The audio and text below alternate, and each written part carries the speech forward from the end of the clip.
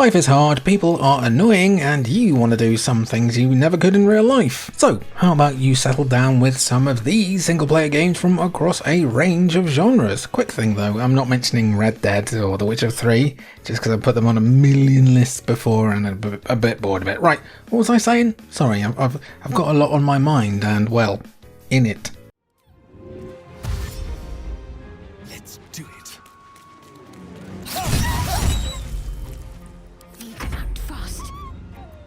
Larian Studios took on the Herculean task of reviving Baldur's Gate, and instead of just dusting off the dice, they basically built a monument to D&D and role-playing at large. It's sprawling, just dummy reactive, and the sort of game where you can spend an hour setting up a fight only to accidentally set everyone on fire, and then you can just go along with it anyway. Character creation alone is a crazy rabbit hole. You can sculpt a near-perfect half-elf bard with daddy issues, or make the ugliest gnome alive and still romance a vampire with, daddy issues.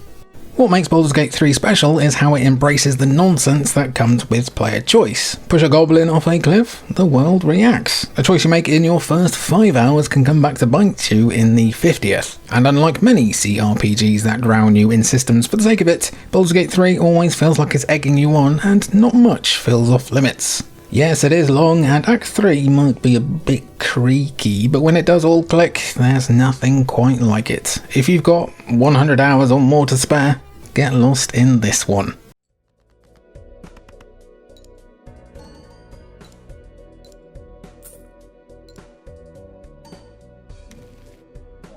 I mean, who knew that gambling could be so addictive?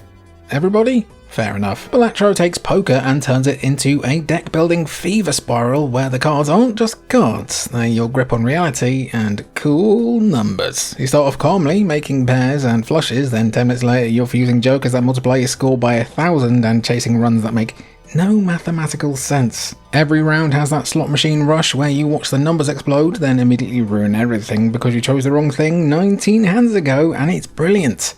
Visually, Balatro is probably the most basic game I'll talk about today, but it's got this grimy VHS casino vibe that makes it feel timeless and cursed all at once, like an arcade machine that knows too much about you. Maybe also your sort code. The soundtrack hums in that hypnotic late-night browser game way, pushing you into just one more run until it's 3 AM and you're covered in empty crisp packets and shame. Balatro doesn't need elaborate lore or boss fights as such, just the horror of watching your streak collapse after you thought you'd cracked the system. Also, you don't need to care about poker to completely lose yourself in it. Chrono? Crow yes.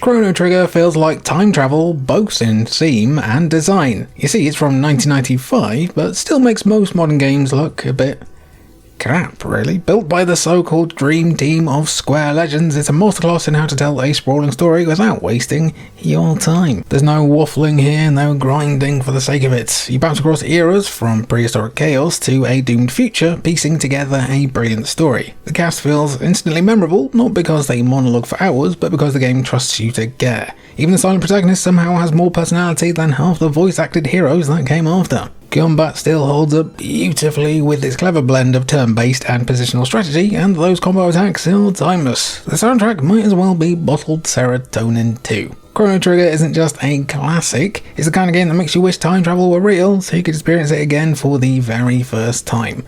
Also, it's got a frog in it. Need I say more?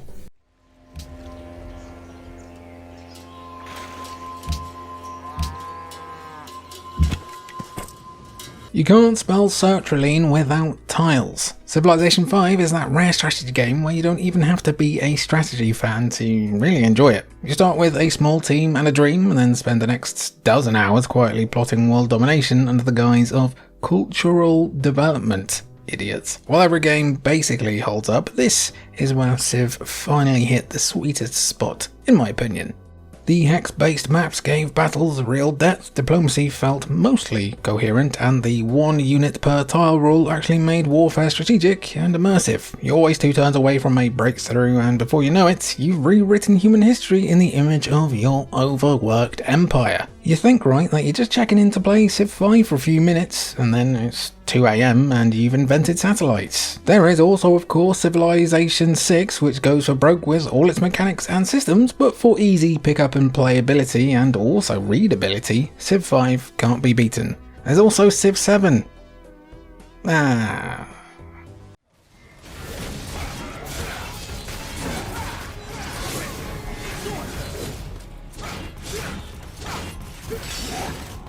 Devil May Cry 5 was a proper return to form after the weird detour of Ninja Theory's DMC, and is probably the best game in the series. It's arguably the greatest character action game of all time too. You bounce between 3 characters. You got Nero, V, and the ever unbothered Dante, each with their own flavour of making things no longer being around. Nero's got his detachable robot arms, V lets you fight by summoning demon pets like an emo Pokemon trainer, and Dante is about as subtle as a motorcycle in an ant colony. The game is razor sharp and you pretty much always feel like the coolest guy in the room. There's not much fat on it either, just pure confident action that knows exactly what it is. DMC5 isn't chasing trends or trying to reinvent anything, and that's really what made it so great back in 2019. It's a modern-ass PS2 game, and that's all this series ever needs to be. Also, Dante does a Michael Jackson thing in it, and the game just kinda dares you to look away. You won't be able to though. You can't. My God. The lieutenant exchanges a look with you. It's you. Oh man, what a game. I know you might not like this kind of game, but it's something that you just have to try. Disco Elysium is less of a detective game and more of a prolonged identity crisis that happens to involve a murder. You wake up hungover, half naked, and unsure who you are, which sets the tone nicely for the next 30 hours, as well as your next work holiday. The city of Revachol is a crumbling mess of ideology, poverty, and bad fashion, and every conversation feels like it's daring you to make things worse. Spoiler, you will a lot. There is no combat, just dialogue, skill checks, and the constant voice of your own fractured mind arguing with itself, and also a really ugly tie. You can be brilliant, pathetic, empathetic, or completely deranged, and the writing never breaks stride no matter which direction you take it. It's also genuinely hilarious in a way games almost never manage, and also really quite tragic in subtle, quiet, but still sad ways. The Final Cut version also added full voice acting, which makes the world feel even more alive or even deader, depending on how your investigation is going. It's slow, talky, and sometimes a bit too bleak, but it's also one of the smartest games ever made. If you love doing a lot of reading and dice rolls, Disco Elysium is hard to beat.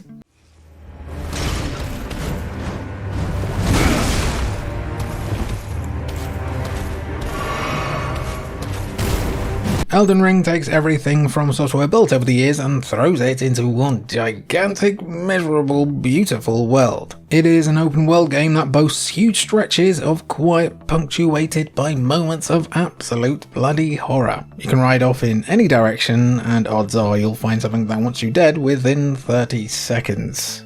Yes, it is still a Souls game at heart. It's got tight combat, vague storytelling, and that perfect loop of failure and triumph. But what sets it apart is how organic it all feels, with your curiosity helping you stumble onto another nightmare every 5 minutes. It's also somehow the most approachable Souls game ever too. Instead of being corridored down the same corridor of pain for 5 hours, you can wander off and attempt other corridors of pain instead. You have plenty of options here, but this is still far from a walkover. You will have known defeat countless times before the end. Elden Ring doesn't reinvent the genre so much as it will, you could argue, perfect it. And while this one can be played with others, there's something about the quiet desolation of solo play that just hits so much harder.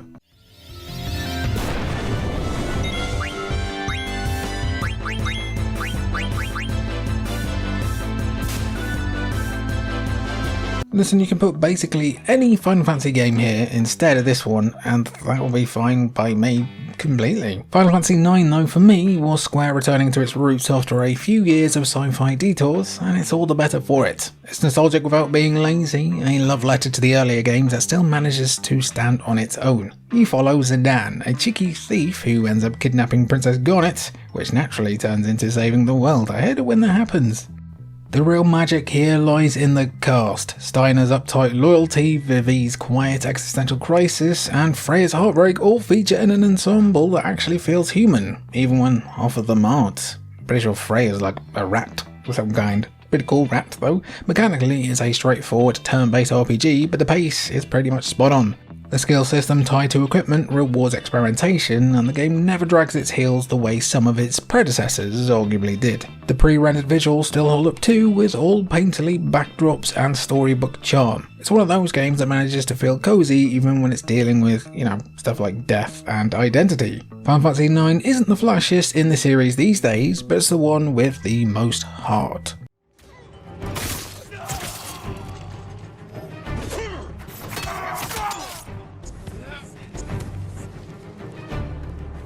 Ghost of Tsushima is basically the Kurosawa film you always wanted to play. It even has a Kurosawa mode. Set during the Mongol invasion of Japan, it follows Jin Sakai, who's a samurai trying to protect his home while realizing that honor and survival don't always mix. It's so cinematic that it feels rude to fast travel anywhere here really, but then again it does take half a second. Combat is the real hook. You can go full samurai, squaring off in clean duels, or slip into stealth as the ghost poisoning enemies, striking from the shadows and feeling kinda wistful about Tenchu. We all love and remember you, Tenchu. It is a pretty big open world, but one that doesn't waste your time. The wind guides you instead of a mini-map, foxes lead you to shrines and are very cute about it, and there's a real sense of peace between all the, stabbing and that. The story is straightforward, but the performances do carry it, especially Jin's conflict between duty and necessity. It is a great game, and it feels pretty fresh despite also being a bit familiar in places. And hey, once you're done with this one, you have a pretty great sequel to dive into right after as well.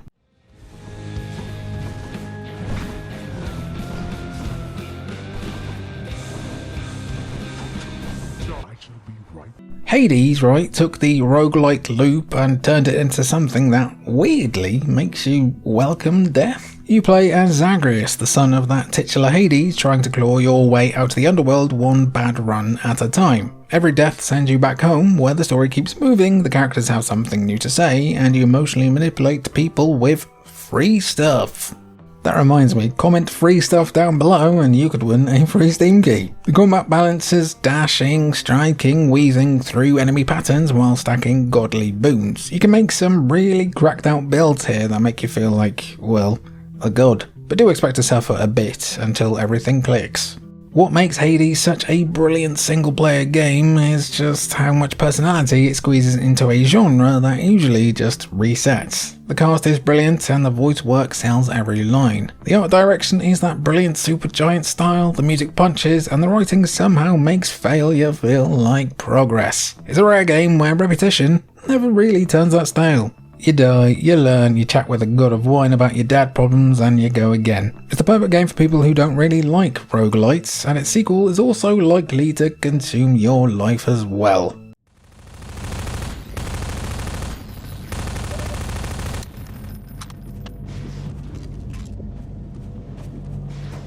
Half-Life 2 still feels incredibly fresh for something from 2004. The mood, physics, and world design all hold together in a way that most modern shooters really just can't get near. Valve built a world that feels truly lived in. Every street corner tells a story, every corridor has some tiny detail you notice 10 hours later. It's not just nostalgia keeping this one alive.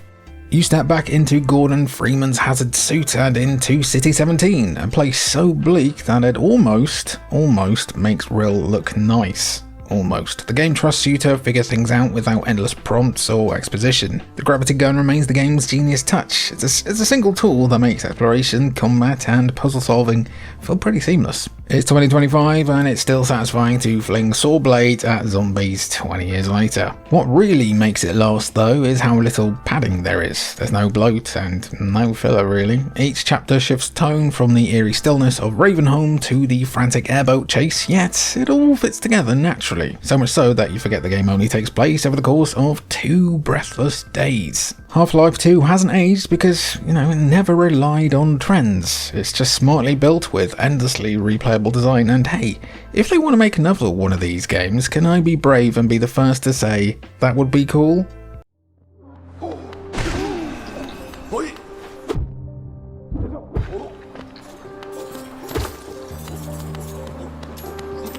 Hollow Knight chucks you into the underground ruins of Hallownest with little more than an ale and your own sense of curiosity. There's no obvious direction really, just a world that opens up as you start paying attention.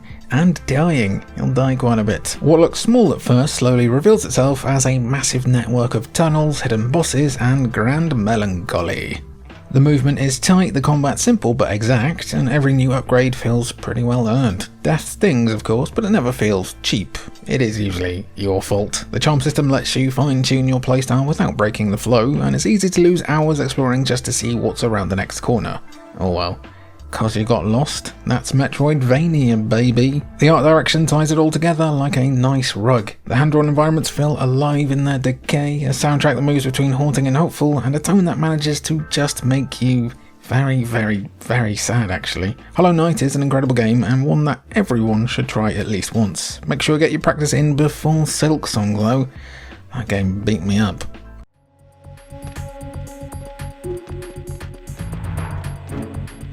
Freeze! On the surface, Metal Gear Solid 2 is a slick stealth sequel with better controls, sharper visuals, locker kissing, and smarter enemies, but underneath it's quietly tearing apart everything you think a video game story should do. The setup is pretty familiar. Snake's back, there's a shadowy organisation with a funny name, the weather is terrible, and there are too many acronyms. Then it flips everything on its head. You spend most of the game not as Snake, but as Raiden, a rookie stand-in who becomes the audience's punching bag for expecting a real hero. Players were furious in 2001, but that's kind of the point. The game is about manipulation, deception, and perception. That's what makes it feel so far ahead of its time. Long before social media or deep fakes, MGS2 was already warning about digital control, fake narratives, and how easily truth can be manufactured. MGS2 isn't perfect, even though it's my favourite game of all time, as you could argue you don't need 10 minutes to learn the history of C4 or what the inventor of C4 ate 2 weeks before he invented it, but it predicted the internet age with uncomfortable precision, and that makes it one of the boldest single-player games ever made.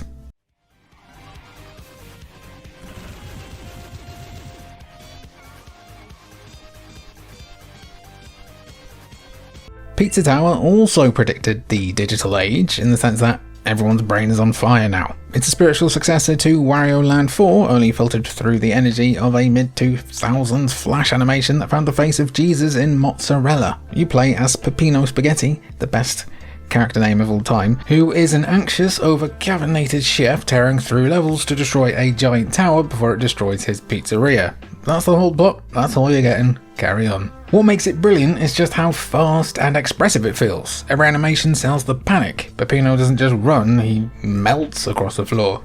The better you move, the more the game rewards you. It's a bit tricky to get used to, but you will be flying about before long. The art is deliberately a bit ugly in the most charming way. Everything is scratchy, exaggerated, and, bit mental. The soundtrack's a hyperactive mix of surf rock and elevator funk that I would gladly listen to on vinyl. Pizza Tower is basically what happens when a developer understands why those old games worked. It plays like a panic attack in 2D form and is a pretty good antidote for much bigger games.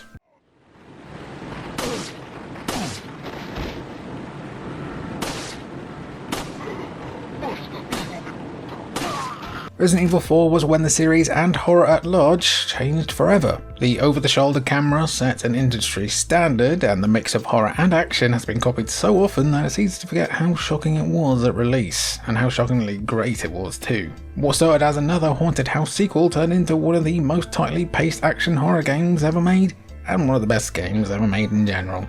You play Leon S. Kennedy, the S stands for sausage, this time sent to a remote Spanish village to rescue the president's daughter. Within minutes, the villagers are coming at you with pitchforks and that absurd chainsaw roar kicks in and you kick your TV out the window. It can be a pretty tense time, but it's also surprisingly funny. Leon's ridiculous one-liners and the game's over-the-top tone keep it from slipping into pure horror, though it still knows how to unsettle you when it wants to. Those regenerators, anyone? The pacing barely wastes a frame. Each new area introduces a mechanic, a weapon, or some absurd boss fight to master. Resident Evil 4's influence is everywhere, but it still plays better than most of its imitators. While you could honestly play either this or its remake and have an incredible time, this is still a time capsule you've got to give a hand to.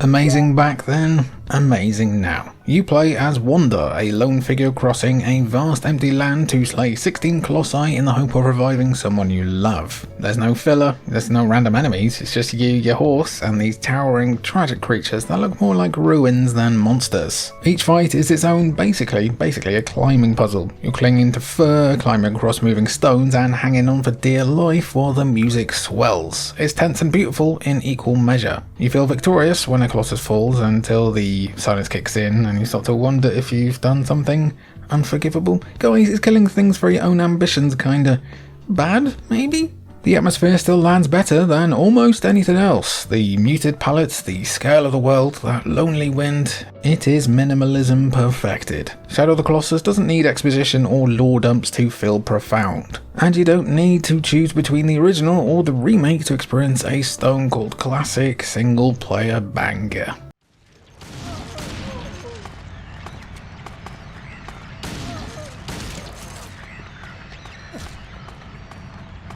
Silent Hill 2 is scary because it understands shame, grief and guilt in a way few games ever have. You play as James Sunderland, a man who gets a letter from his dead wife telling him to meet her in the fog-choked town of Silent Hill 2. No, just Silent Hill. From there, everything feels a bit off. The town shifts, the people don't make sense, and the monsters look a bit personal. Every creature represents a fragment of James's headspace, and the game never feels the need to explain that outright. It doesn't explain much outright at all, actually. I also shouldn't need to explain how much of a bopper Akira Yamaoka's soundtrack is either. The storytelling was way ahead of its time, mixing unreliable narration, symbolism, and subtle environmental cues. Even now, few games approach character introspection this honestly, and it's so good that a game can't even touch similar themes without getting compared. Silent Hill 2's dated combat shouldn't matter, but if you want something a bit fresher, Bloober Team's surprisingly excellent remake might tick a different box.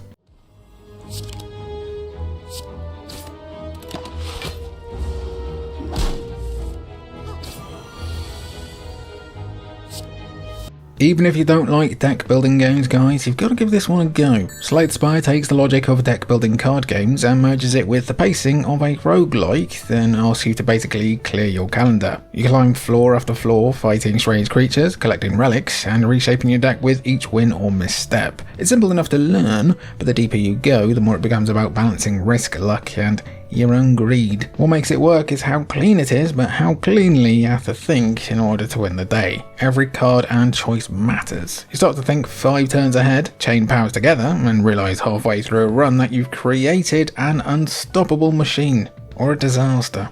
Sometimes both. Each character completely changes how you play, from the ironclad's brute force to the silence poison stacks and the defects orbiting chaos. It is kinda meditative once you settle into its weird whales and floppy bits. Slay the Spire proves that a good loop doesn't need to be super flashy, just 100 bad decisions waiting to happen and one that might go right.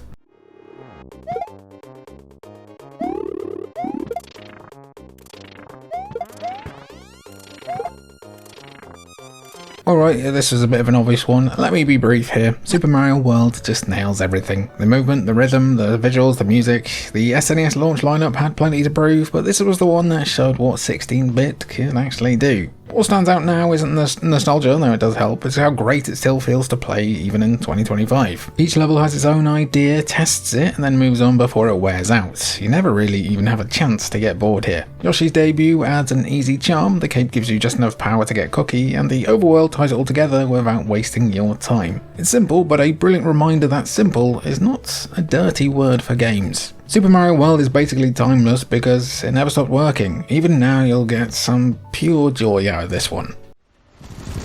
Reaper down.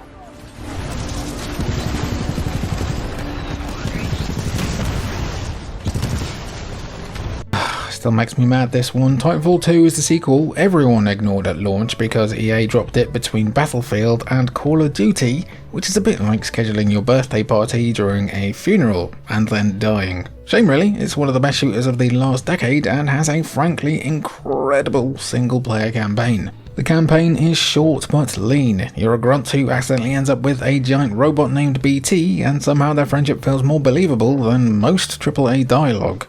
It's fast, funny in the right places, and never wastes a moment. Every level has a proper hook, from wall running through collapsing factories to flipping between timelines mid-fight, and none of it hangs around long enough to get stale. You're constantly moving, sliding, and chaining wall runs like a show-off, but it never feels like you're sweating away while chugging away on your monster energy. It makes you feel awesome, even if you aren't awesome at these kind of games. Titanfall 2 didn't sell as well as EA wanted to, and that is a giant pity. It's the rare FPS that understands momentum, heart, and the value of shutting up. It's your lucky day because it also costs basically nothing these days. And that's it, those are just 20 single player— oh, my arm clicked then. Those are just 20 single player games that you should check out. Is there any others I missed? Any that you'd recommend? I've tried to go for loads of different genres here and like experiences. I don't want just like 20 open world games. Speaking of, I've got that video coming soon. I've been Jimmy for Vult for Cultured Vultures. It's been good to have you, and I'll catch you in the next one.